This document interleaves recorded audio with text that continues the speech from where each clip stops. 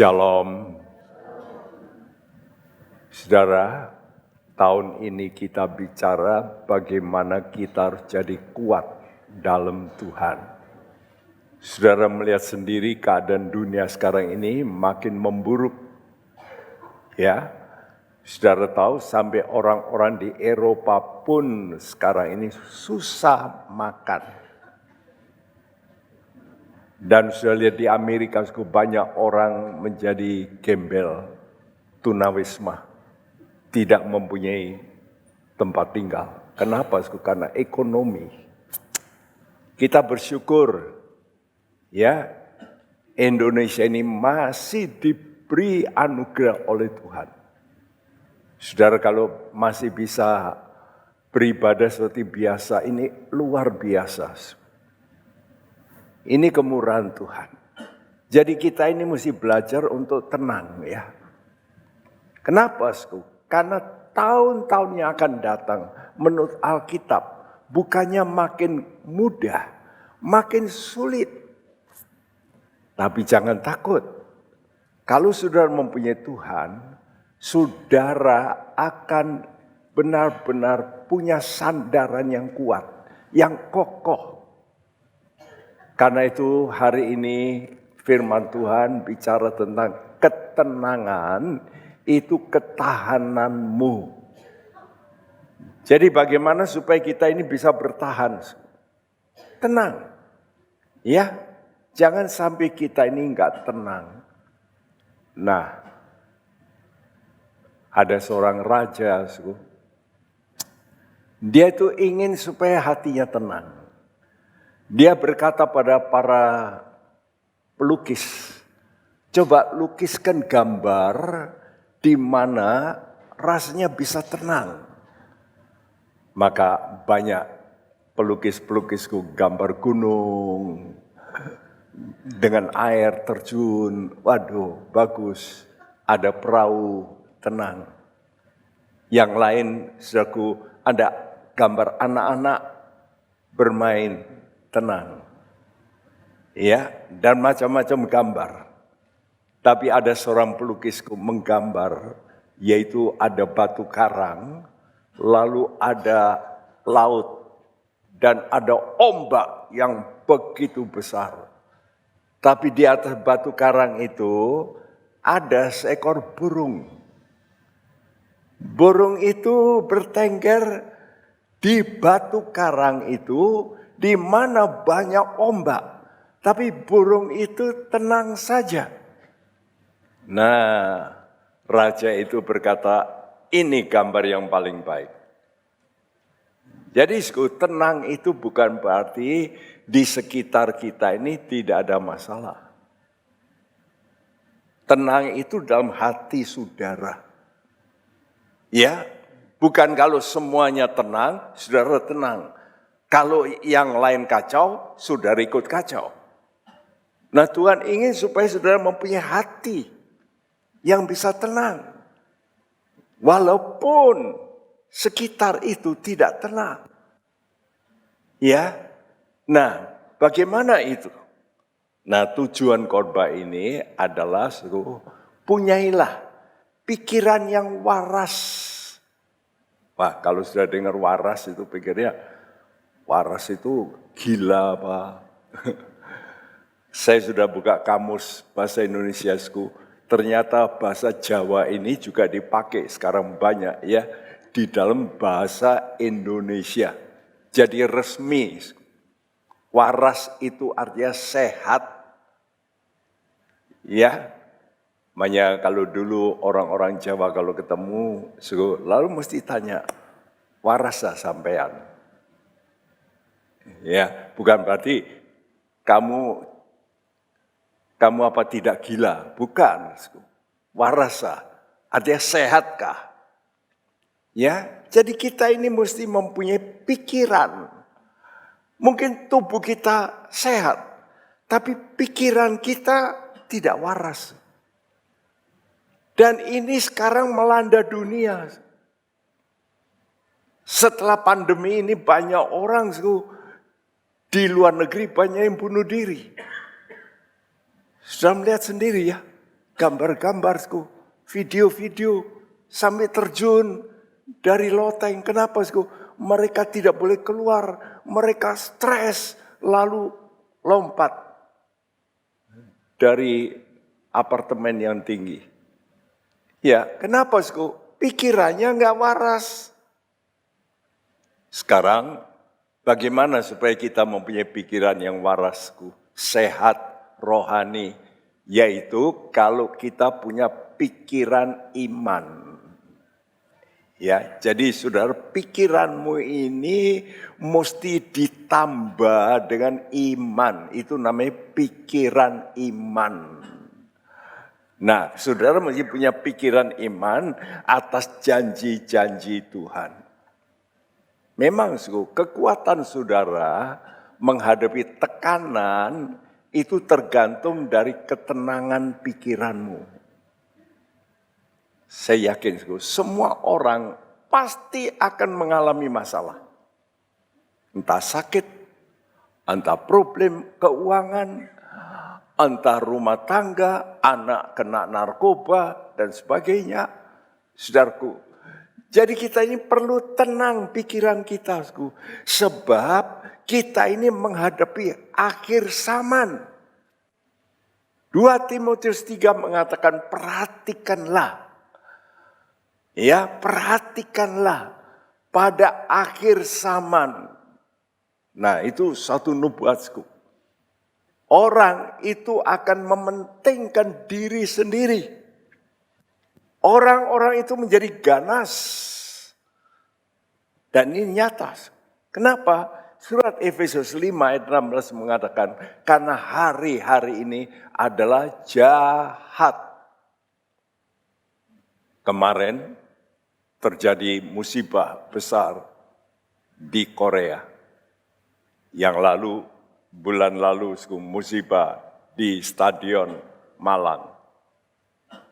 100 lebih yang meninggal. Ini kali juga musibah, pesta apa? Pesta namanya Halloween.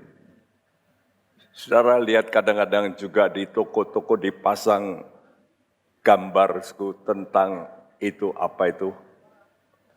Apa itu? Buah apa itu? Walo besar. Terus dilobangi, ada giginya. Anak-anak Tuhan jangan pesta Halloween. Halloween itu pestanya setan. Aneh ya. Om saya waktu di Amerika berkata, ini orang-orang Amerika ini. Kalau sudah Halloween itu kadang-kadang leluconnya enggak main-main. Kadang-kadang permen itu dikasih pecahan silet. Pecahan silet. Jadi anak itu makan, loh kena silet. Kali ini saya dengar di Korea kemarin malam, 30.000 orang kumpul. Mereka dikasih drug. Oleh karena itu, jadi kacau. Yang mati 100 lebih. Yang luka 100 lebih. Dunia kita ini sudah kacau, jahat.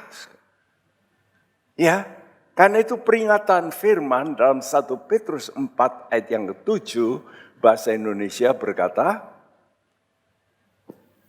kesudahan segala sesuatu sudah dekat. Karena itu kuasailah dirimu dan jadilah tenang, supaya kamu dapat berdoa. Ya, itu bahasa Indonesia. Alkitab saudara, kesudahan segala sesuatu sudah dekat. Karena itu kuasailah dirimu dan jadilah tenang, supaya kamu dapat berdoa. Dari terjemahan yang literal dikatakan, karena itu berpikiran waraslah dan berjaga-jagalah dalam doa-doamu.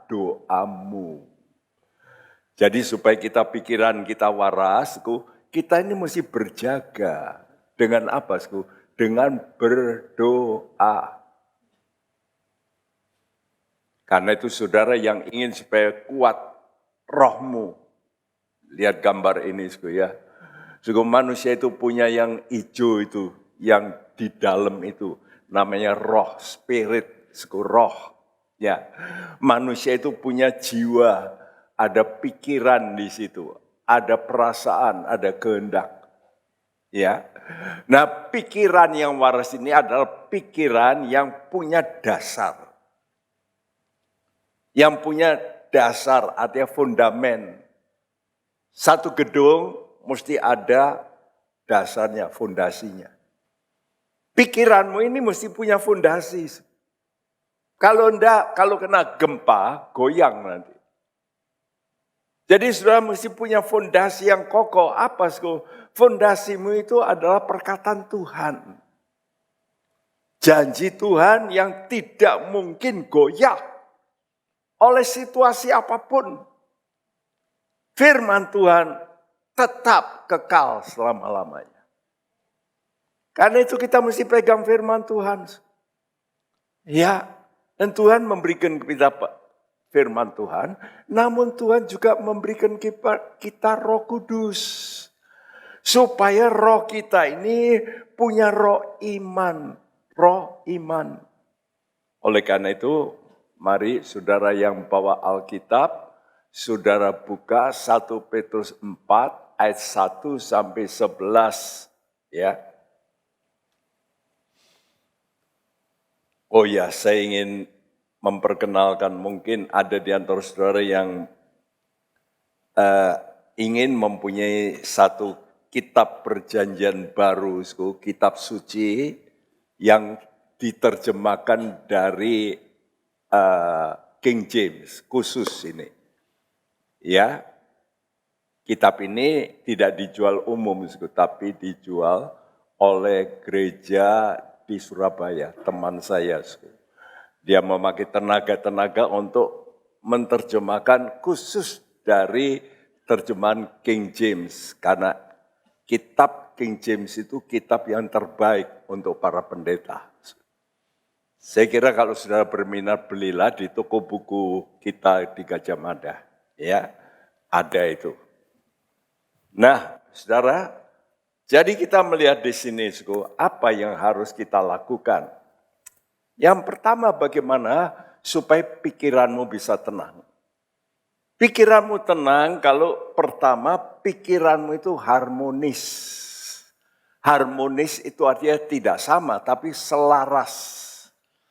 Kalau di ilmu komputer itu namanya compatible. Ya, jadi alat ini kalau dipakai, dipasang dengan alat ini bisa gandeng. Nah itu namanya harmonis, cocok. Kalau nada, kalau saudara bunyikan nada itu seperti do, mi, so, do. Nah itu bagus. Tapi kalau do, si, enggak enak. Ya, akord. Nah kita ini mesti punya pikiran yang harmonis dengan kehendak Allah. Karena Allah itu yang mencipta. Nah Yesus datang mengajar kepada kita. Dia itu datang ke dunia menjadi firman yang hidup. Jadi dia itu bukan buku, tapi hidupnya menjadi Alkitab. Nah, saya harap kita semua juga menjadi Alkitab yang terbuka. Kemana kita pergi orang melihat, oh kelakuannya seperti ini. Kok persis seperti apa yang ditulis di Alkitab. Ada orang-orang Kristen kalau sudah marah, waduh sudah ngomongannya sudah kotor-kotor. Di sini nggak ada. Ya, kalau sudah jengkel, aduh. Kotor bukan main. Padahal Tuhan berkata, jangan memaki. Kita nggak boleh loh, maki-maki. Wah, kata-kata yang kotor-kotor. Wah, nggak cocok sebagai orang Kristen. Alkitabnya nggak menjadi tubuh, nggak menjadi daging. 1 Petrus 4 ayat 1 sampai 3, tolong bacakan agak dibesarkan. 1 Petrus 4 ayat 1 sampai 3, Jadi, karena Kristus telah menderita penderitaan badani, kamu pun harus juga mempersenjatai dirimu dengan pikiran yang demikian. Karena barang siapa telah menderita penderitaan badani, ia telah berhenti berbuat dosa. Supaya waktu yang sisa jangan kamu pergunakan menurut keinginan manusia, tetapi menurut kehendak Allah. Ya, stop sampai di sini. Ya, jadi karena Yesus Kristus itu mau menderita. Sudah lihat Yesus datang ke dunia, dia tidak salah, tapi dia dihukum. Dia menderita. Dia menderita penderitaan badani tubuhnya. Ya, karena itu sampai dibunuh. Nah, tubuhnya dibunuh tapi dia masih hidup. Karena dia bangkit. Jadi kita ini jangan terlalu memberati tubuh. Karena tubuh kita ini semua mesti akhirnya apa? Mati. Betul? Saudara masih copot ini. Ini cangkang ini. Ya. Kalau sudah lihat ada apa itu kul nenek ya. Itu siput ya. Saudaraku. Siput itu punya cangkang itu. Rumah. Nah, tubuh ini rumahnya orang kita. Jadi kalau saudara mati, tubuhmu ini yang rusak. Orangmu pergi. Orangmu yang sejati itu roh, jiwamu. Itu pergi. Nah, ini nanti saudara punya tempat apa enggak? Sorga atau neraka. Nah, ini yang penting. Ya, karena itu kalau kamu menderita, kata Tuhan, kamu harus juga mempersenjatai dirimu dengan apa? Dengan pikiran. Pikiran yang demikian. Pikiran demikian apa? Pikiran yang rela menderita karena untuk melakukan kehendak Tuhan. Contohnya, saudara tidak mau berdusta, kadang-kadang menderita. Benar? Kalau sudah dusta, untung. Tapi kalau enggak dusta, saudara menderita. Nah, saudaraku, saudara tidak maki, dimaki orang, menderita enggak? Menderita. Tapi kalau saudara tidak mau menderita, saudara balas maki. Benar? Tapi kalau saudara mau menderita, dimaki, saudara diam aja. Itu namanya saudara mau menderita karena menurut kehendak Allah. Nah ini kita mesti belajar, ya. Kenapa, Ayat yang ketiga berkata, sebab telah cukup banyak waktu kamu pergunakan untuk melakukan kehendak orang-orang yang tidak mengenal Allah. Kamu telah hidup dalam rupa-rupa hawa nafsu, keinginan, kemabukan, pesta pora, perjamuan minum, dan penyembahan berhala yang terlarang. Ya, kata Tuhan, sebab kenapa kamu harus rela menderita? Sebab dulu kamu sudah cukup waktu kamu pergunakan yang enggak benar. Kamu maki, kamu berzina, kamu menipu, itu sudah cukuplah. Ya, karena kamu ikuti orang. Sekarang kita nggak boleh ikut orang. Kita ikut Tuhan Yesus. Ini penting ya, saudaraku.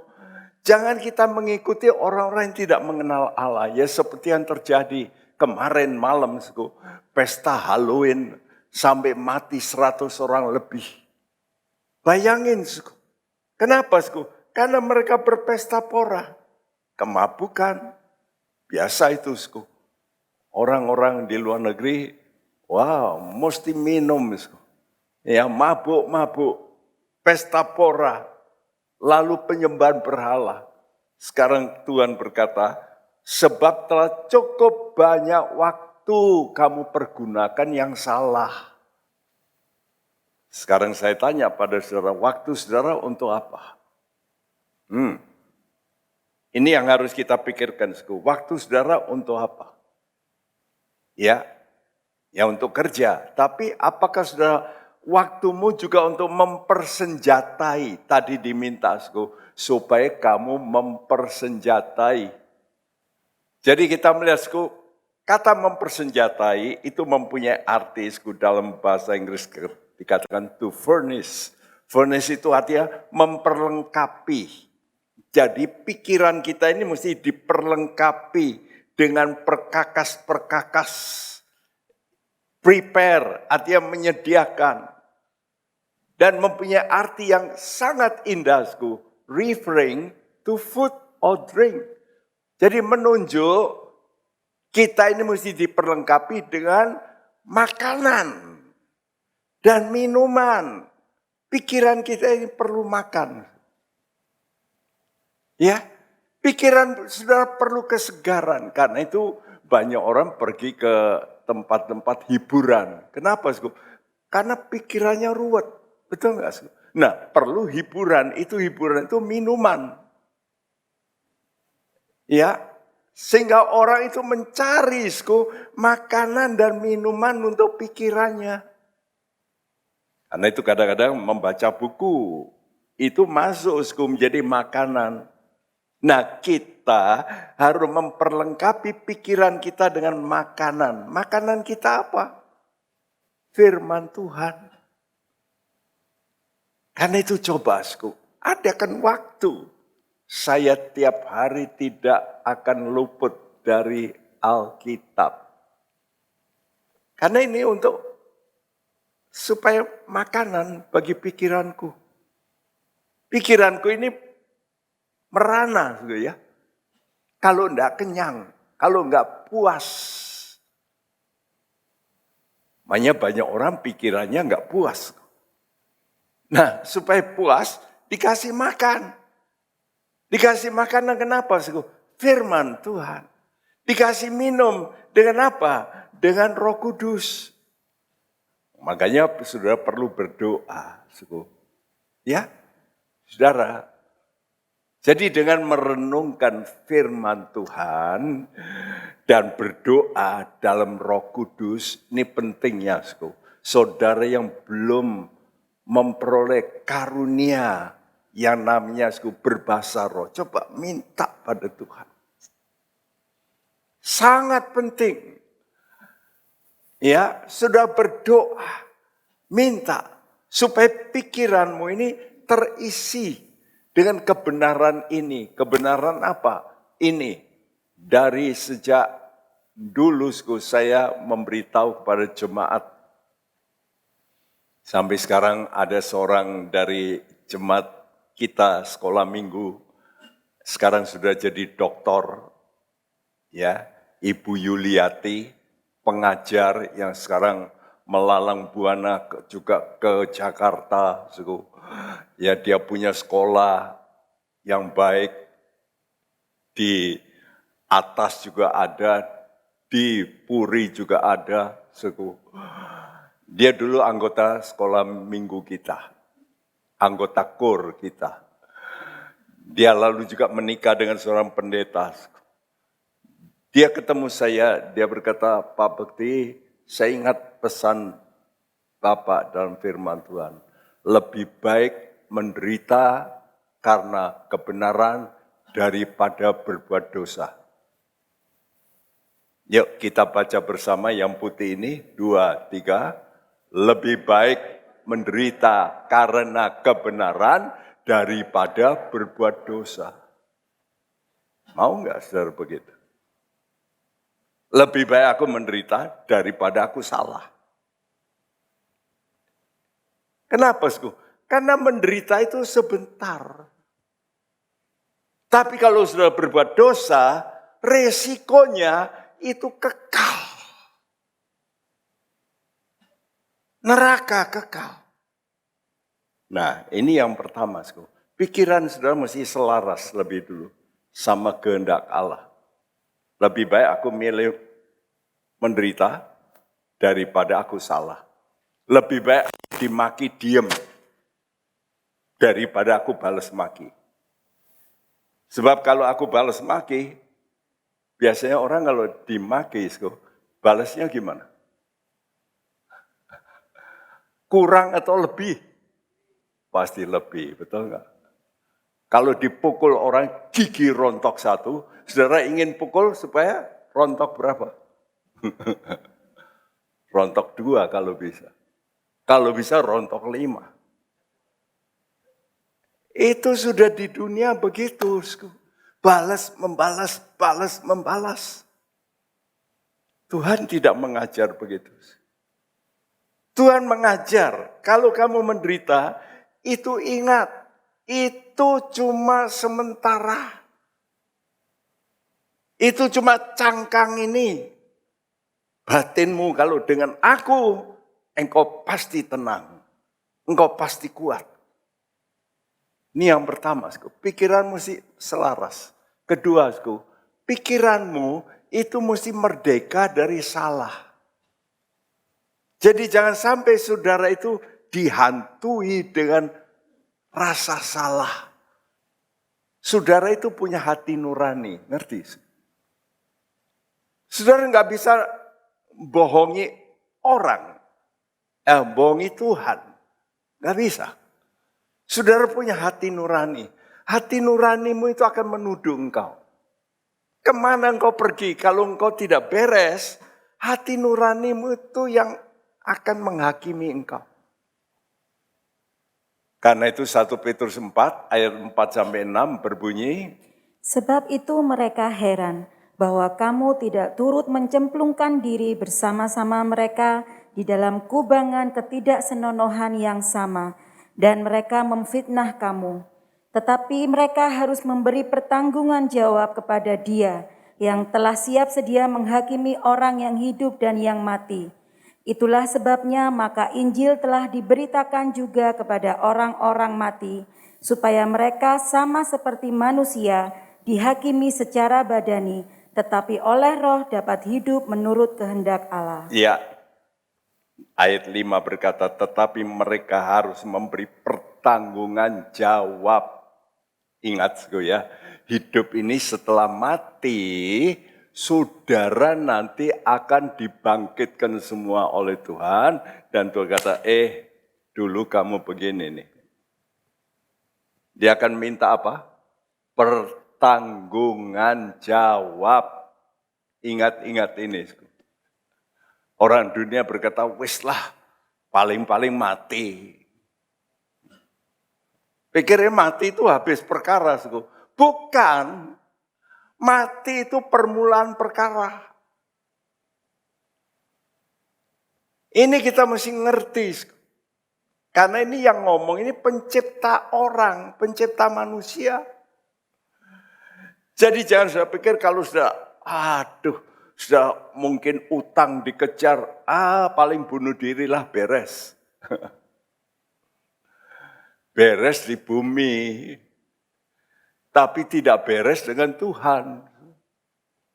Ya, karena Tuhan akan minta pertanggungjawab yang telah siap, Dia yang telah siap menghakimi. Menghakimi siapa? Orang yang hidup dan yang mati. Nah, tidak peduli orang itu bunuh diri. Tuhan kata, bunuh diri, kamu tak bangkitkan. Kamu akan hidup, aku minta pertanggungan jawab. Jadi perhatikan, betapa pentingnya kita satu kali semua akan dihakimi. Ya. Nah, karena itu pikiran kita ini menentukan siapa kita. Coba kita bacakan Amsal 23 ayat 7a berkata apa? Sebab seperti orang yang berpikir membuat perhitungan dalam dirinya sendiri, demikianlah ia. Ya, sebab seperti orang yang berpikir dalam dirinya, ini saya kurung bahasa Indonesianya, sebab seperti orang yang membuat perhitungan, begitu ya. Tapi mestinya sebab seperti orang yang berpikir dalam dirinya sendiri, demikianlah dia. Jadi siapa toh engkau itu? Ya pikiranmu itu. Gak jauh. Kalau pikiranmu duit, ya itulah engkau ini orang yang urusannya terus duit. Pikiranmu juga cari makan. Nah itulah orangmu. Orangmu ini memang tukang makan. Jadi engkau bisa tahu siapa engkau. Dari mana? Ya dari pikiranmu. Ya, kalau engkau pikiranmu terus ke sana, ya itulah engkau, yaitu. Nah sekarang perhatikan, sekarang Tuhan ingin tahu, Anda tidak bisa lari. Pikiranmu itu menentukan siapa engkau. Ya, kalau pikiranmu ada tuduhan, misalnya sudah berbuat sesuatu, orang lain nggak tahu, polisi nggak tahu, tapi hati nuranimu tahu. Di Hong Kong, ada orang ya membunuh pasangannya. Wah, dia kebingungan. Ini gimana ini? Ya, lalu tembok ini dikeruk sama dia. Nah, dipotong-potong, lalu dimasukkan tembok, lalu diplester. Selama 30 tahunan, tidak ketahuan. Bayangin ya. Satu hari, saudaraku, rumah itu ternyata kena gempa. Hong Kong itu sering itu retak. Dia itu panggil tukang. Tukangnya bongkar yang retak ini. Persis di situ. Bongkar. Lu kok ada tulang-tulang? Dia ditangkap. Dia sembunyikan puluhan tahun. Ya, tapi saya yakin tiap kali lewat tembok itu dia mesti duk. Pasti. Karena hati nurani ini bicara. Ya. Jadi setiap orang itu akan dimintai Tuhan pertanggungan jawab atas perbuatannya. Bahkan walaupun orang itu sudah mati sekalipun. Kenapa? Karena orang mati kata Tuhan akan dibangkitkan, diadili. Karena itu Alkitab mengatakan sebab itu Injil telah diberitakan kepada orang-orang mati. Apa artinya? Sebelum kita kenal Tuhan, roh kita itu mati. Ya, kita ini tidak ngerti apa itu Alkitab. Coba, masa kita dulu ngerti, kalau nanti kita akan bangkit kembali. Coba tanya sama orang dia, mana bisa mati ya, wis bar. Itu sebelum kita jadi orang Kristen. Karena kita nggak ngerti. Ya. Nah itu namanya mati. Hubungan dengan Tuhan itu mati karena dosa. Adam berbuat dosa, mati hubungannya. Ya. Nah Tuhan itu memberitakan pertama, orang bukan Kristen punya juga namanya hati nurani. Liangsim, walaupun dia bukan orang Kristen. Nah hati nurani ini dipakai Tuhan untuk bicara, salah loh. Kamu tadi menipu itu. Nipu, kamu bohongi. Nah itu sebetulnya apa? Sebetulnya juga itu suara Tuhan. Lalu apa? Tuhan pakai kalau untuk orang Yahudi itu hukum Taurat. Nah hukum Taurat itu banyak di negara-negara, ya kalau sudah lihat, kenapa ada kitab undang-undang di dunia ini? Kenapa ada itu? Itu mengacu kepada sebetulnya Alkitab. Karena itu dulu kalau di Amerika, orang mau jadi sarjana hukum, dia mesti baca Alkitab. Dulu ya. Karena Alkitab ini ada dasar hukum untuk manusia. Ya, tapi sekarang sudah enggak. Ya. Tapi orang zaman dulu untuk bisa menjadi sarjana hukum, dia mesti baca juga Alkitab. Karena dari situ hukum-hukum Tuhan. Ya. Jadi hukum Taurat itu sekarang juga ada di negara kita. Misalnya dilarang mencuri. Coba, saudara mencuri dihukum enggak? Dihukum. Dari mana itu? Ya, itu dari Alkitab. Ya. Nah, sekarang kita tidak pakai hukum-hukum itu. Kita pakai kitab Injil. Tapi kitab Injil berkata, Tuhan itu akan menghukum menurut Injil, yaitu yang tersembunyi dalam hatimu juga akan dihukum oleh Tuhan. Wow, jangan main-main, ya. Ini yang kedua, jadi saudara supaya tenang, pikiranmu itu harus merdeka dari salah. Jangan sampai ada rasa salah. Kalau ada rasa salah, cepat minta ampun pada Tuhan. Aduh, saya tadi ngomong keras. Saya tadi ngomong kasar sama orang itu. Tuhan ampuni saya. Telepon orang itu, maaf ya, saya salah tadi. Mestinya begitu. Yang ketiga, pikiranmu mesti panjang. Ya. Sudah tahu ada orang pikiran pendek itu dikatakan seperti sumbu pendek. Waduh. Sedikit-sedikit apa orang kalau sumbu pendek?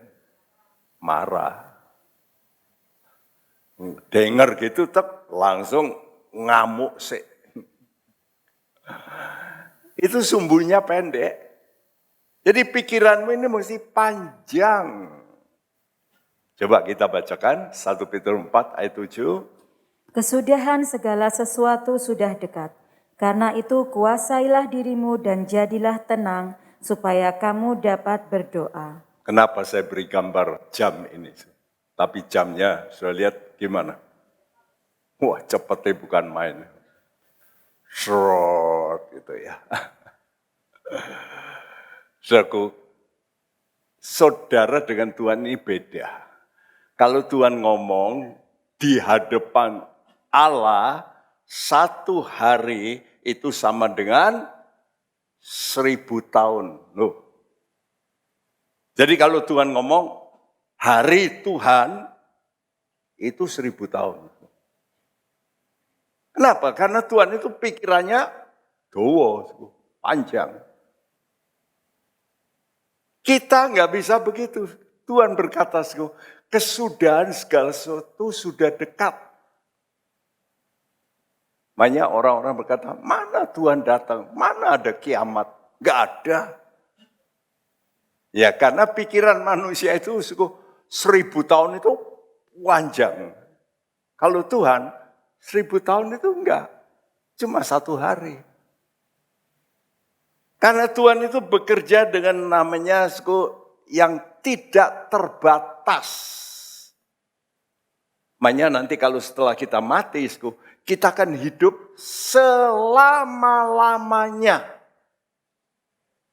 Wah, nggak terbatas.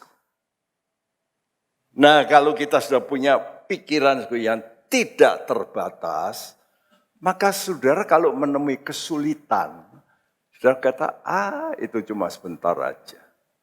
Nggak apa-apa. Sakit, saudara berkata, nggak apa-apa. Sakit cuma sebentar. Tapi kalau saudara tidak punya pikiran panjang, waduh kok, apalagi sakit, kok lama ya. Ya. Nah, pikiran panjang ini, membuat kita punya pikiran, segala sesuatu di dunia ini relatif singkat, pendek. Saya sekarang 81 tahun. Tapi apa dikatakan oleh Yakob? Yakob waktu umur 130 tahun dia berkata, hidupku singkat. Loh, singkat. Pendek.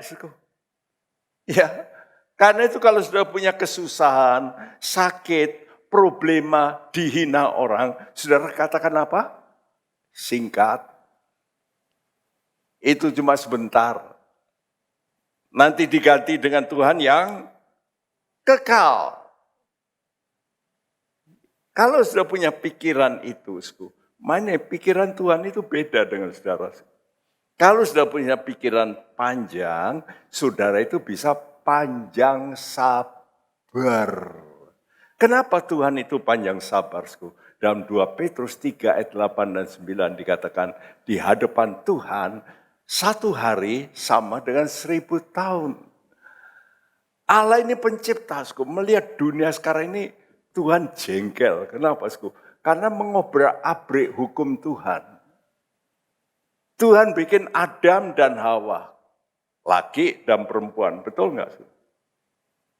Nggak ada Adam sama Steve gitu. Adam sama Sinyo. Kan tidak.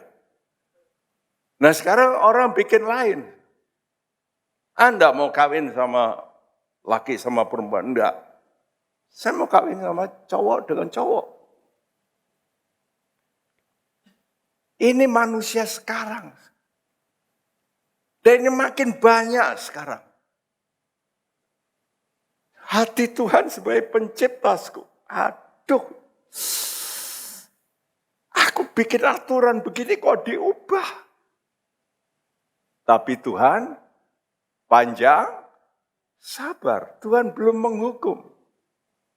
Tapi ingat, kalau kita melihat keadaan dunia sekarang, sudah waktunya. Makanya kesudahan segala sesuatu sudah dekat. Ada seorang Yahudi tadi dalam PA sudah saya ungkapkan. Tadi pendeta Andrianus juga sudah bicara. Saya ulangi lagi apa yang saya katakan. Ada seorang rabi orang Israel ya, yang bertobat menjadi orang Kristen, lalu dia bernubuat. Tahun ini mulai September itu kalender Yahudi itu tahun baru. Dia berkata tahun ini adalah tahun pilihan, the year of choice. Saudara disuruh Tuhan memilih. Saudara mau bertobat apa tidak? Tahun ini. Mulai September ini. Ini tahun pilihan. The year of choice. Dan dikatakan oleh dia, semua dosa yang tersembunyi, bereskan. Karena tahun depan, nubuatnya berkata, the year of consequences. Tahun konsekuensi. Jadi kalau sudah tidak mau balik, lihat konsekuensinya. Oh.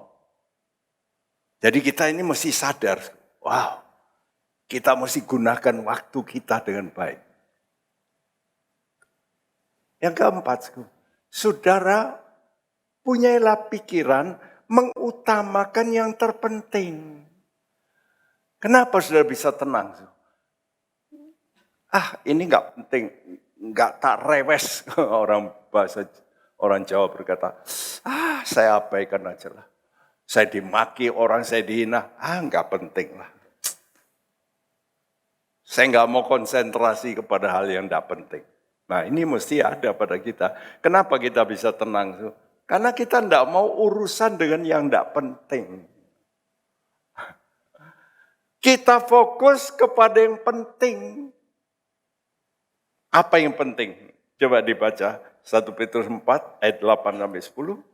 Tetapi yang terutama, kasihilah sungguh-sungguh seorang akan yang lain, sebab kasih menutupi banyak sekali dosa.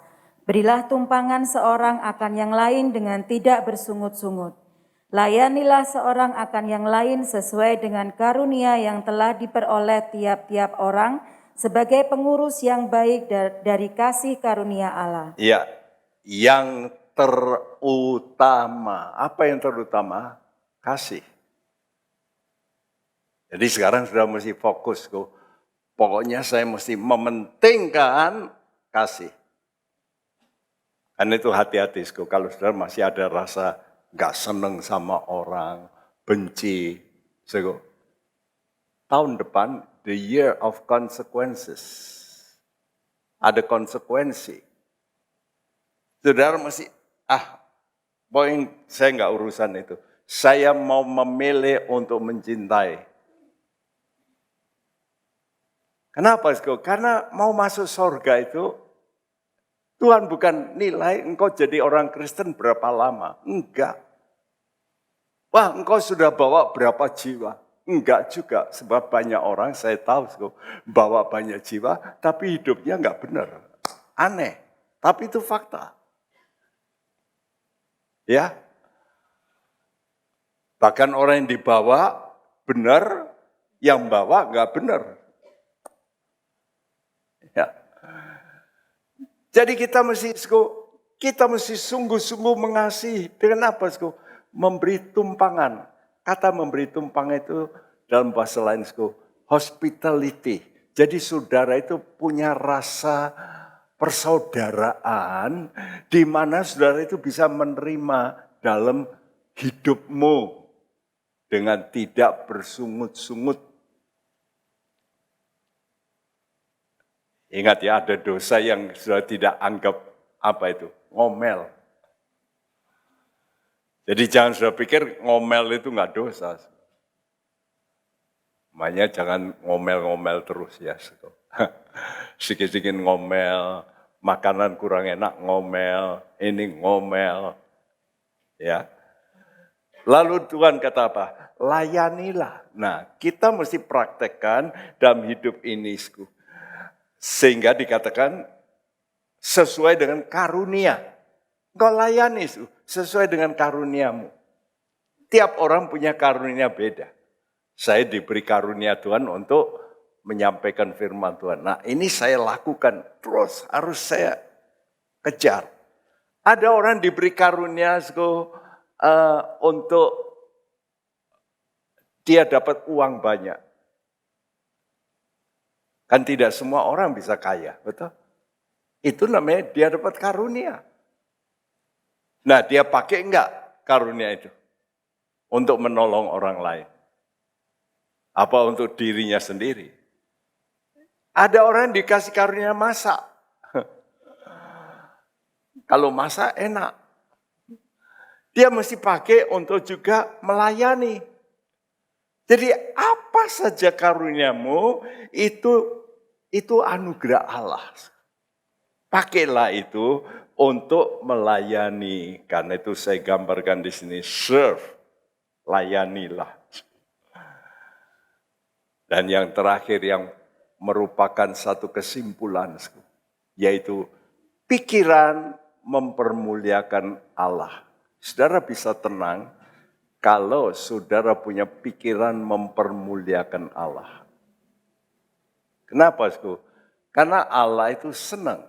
Nah, kalau Allah senang, maka pikiranmu pun akan jadi senang. Karena Allah itu roh, cocok dengan rohmu. Rohmu ini jadi gak ada kontradik, gak ada pertentangan. Kenapa orang kacau? Karena spiritnya bertentangan dengan Allah. Nah, kalau spirit kita ini cocok dengan Tuhan, Tuhan senang. Ya, kalau kita bisa mempermuliakan Tuhan. Gunakan hidupmu untuk mempermuliakan Tuhan. Dalam hal apa? Ayat 11 dari 1 Petrus 4. Jika ada orang yang berbicara, baiklah ia berbicara sebagai orang yang menyampaikan firman Allah. Jika ada orang yang melayani, baiklah ia melakukannya dengan kekuatan yang dianugerahkan Allah, supaya Allah dimuliakan dalam segala sesuatu karena Yesus Kristus. Ialah yang mempunyai kemuliaan dan kuasa sampai selama-lamanya. Ya. Amin. Ada dua hal Yang harus kita hati-hati apa itu? Bicara dan melayani. Ya ingat-ingat ini ya. Hidupmu ini mesti bisa dua hal hati-hati. Omonganmu hati-hati ya. Kalau kamu bicara itu seperti orang menyampaikan firman Allah. Coba saya berdiri di sini. Apa pernah saya maki-maki orang? Mau bubar gereja ini. Ya, nah kalau Anda bisa seperti itu, bisa seperti orang menyampaikan firman Allah, artinya Tuhan monitor omonganmu. Nah, engkau mesti punya roh takut akan Tuhan. Karena itu, kenapa orang itu nggak bisa tenang hidupnya? Omongannya salah.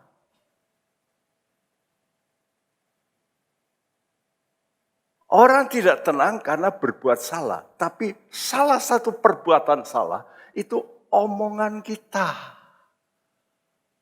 Kenapa orang, kacau hidupnya. Akibat buah omongannya yang salah. Hati-hati dengan omongan kita ini, pembicaraan kita. Yang kedua, layanilah jika ada orang yang bicara, lalu jika ada orang yang melayani. Ya. Melakukan dengan kekuatan dari Allah. Nah, sudah minta Tuhan, saya mau melayani dengan kasih. Tadi katakan kasih. Nah, ini perlu kekuatan dari Allah. Ya, sehingga apa? Sehingga hatimu nggak ada tuduhan. Orang bisa tenang hidupnya itu kalau nggak ada tuduhan. Allah izinkan tuduhan itu supaya menginsafkan manusia. Karena itu mari kita bersyukur. Ya, seperti anjuran Paulus dalam 1 Korintus 10 ayat 31 ini bicara soal hati nurani. Jangan sampai hati nuranimu itu menuduh engkau. Ya. Lalu Paulus berkata, lakukan semua perkara untuk kemuliaan Allah. Maka hati nuranimu pasti enggak salah. Kalau engkau berkata, Tuhan, aku mau memberikan hidupku. Seperti apa? Seperti tanah liat yang mau dipegang oleh Tuhan, mau dibentuk oleh Tuhan. Tadi waktu saya memilih nyanyian ini, tadi dinyanyikan juga di Gajah Mada, saya tersenyum. Hidup kita ini seperti tanah liat. Kalau dipegang oleh tangan penjunan yang top, nanti pasti jadi baik. Pasti jadi sesuatu yang dipelihara dengan baik. Coba kalau sudah punya gentong, murahan, saudara taruh sembarangan, betul enggak? Tapi kalau saudara punya vas yang mahal, ratusan juta, itu dari apa itu? Dari tanah juga sama. Tapi prosesnya yang beda. Kalau gentong itu umumnya cuma 600 derajat panasnya. Tapi kalau porselen itu enggak bisa. Itu mesti panasnya 1500 derajat. Sampai tanah itu yang hitam bisa jadi putih. Kenapa, Karena panas. Begitu juga hidup, saudara. Mari engkau berkata, Tuhan, aku mau menyerahkan hidupku sekarang kepada Tuhan. Aku mau lembut seperti tanah liat yang dipegang oleh tangan Tuhan, aku serahkan hidupku.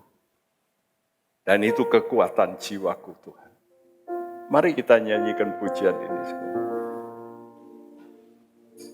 Saya harap saudara nyanyi ini dengan pengertian.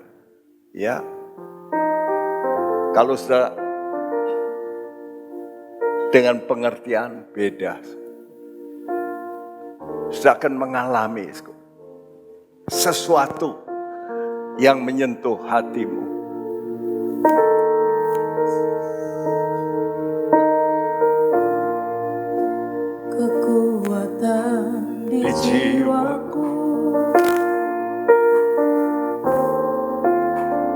tenangan batinku. Ada dalam hadirat-Mu, ku menyembah-Mu.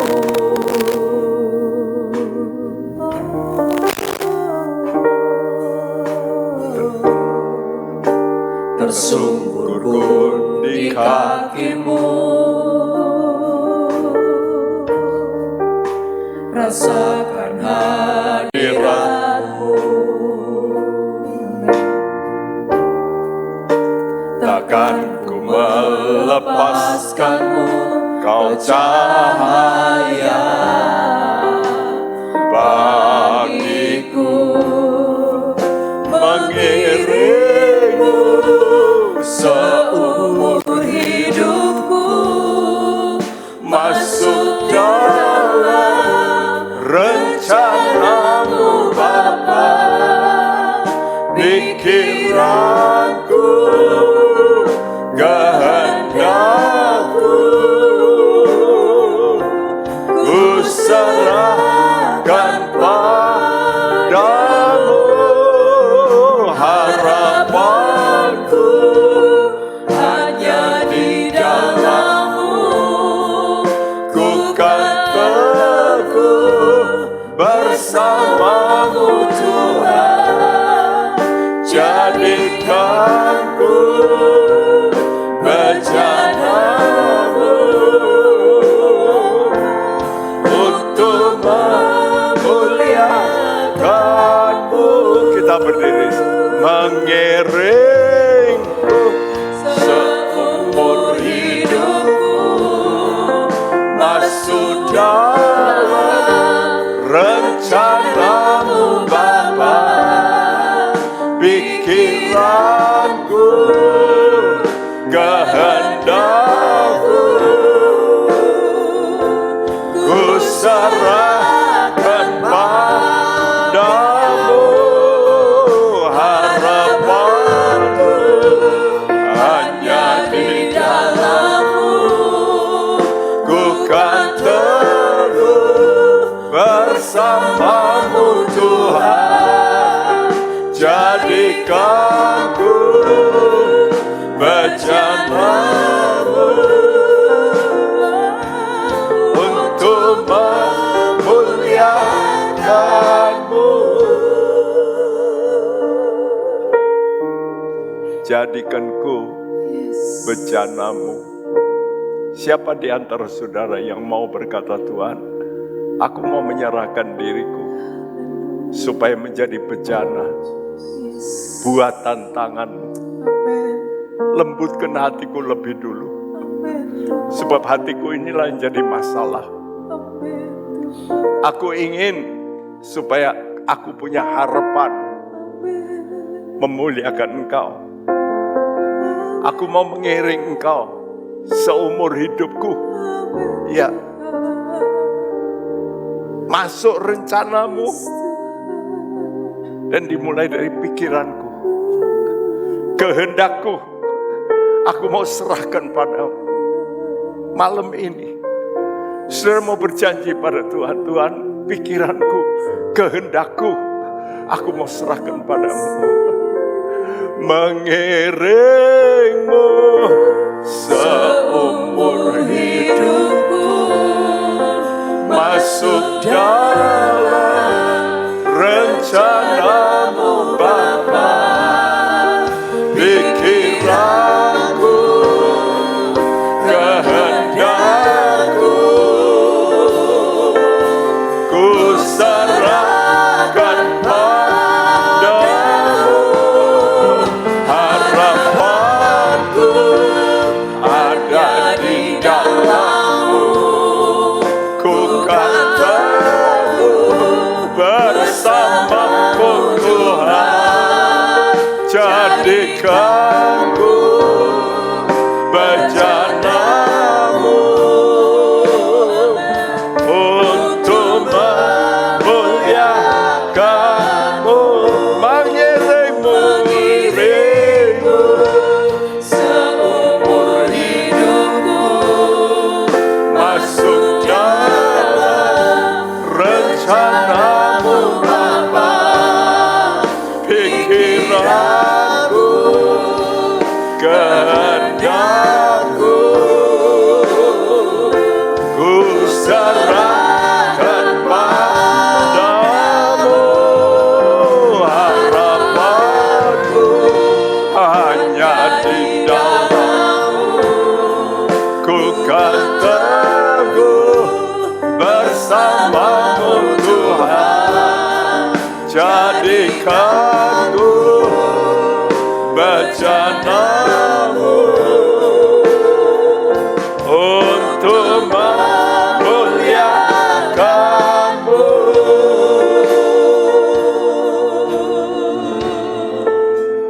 Mungkin ada 1-2 orang yang berkata, Tuhan, aku mau jadi bejana-Mu.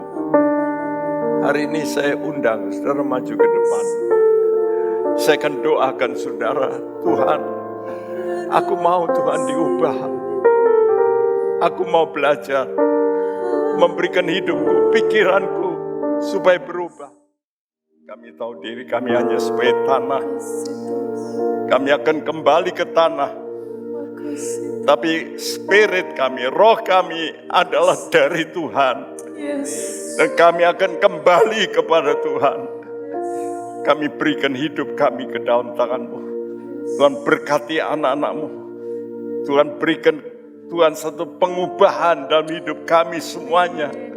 Supaya kami diubahkan dari kemuliaan pada kemuliaan. Jadikan kami kuat. Yang sakit Engkau terus pulihkan Tuhan. Beri kesehatan. Yang lemah kiranya Engkau kuatkan hatinya. Pekerjaan mereka Engkau berkati ya Tuhan.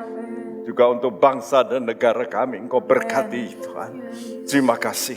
Dan saudaraku, terimalah berkat daripada Allah Bapa kita, dari Tuhan kita Yesus Kristus, dan persekutuan Roh Kudus. Tuhan memberkati engkau. Amin. Dan melindungi engkau. Amin. Menyinari engkau dengan wajahnya. Amin. Dan memberi engkau kasih karunia. Amin. Menghadapkan wajahnya padamu. Amin. Dan memberikan engkau damai sejahtera. Amin. Mulai hari ini sampai Maranatha Dia datang kembali. Setiap kita yang percaya berkata bersama, Amin.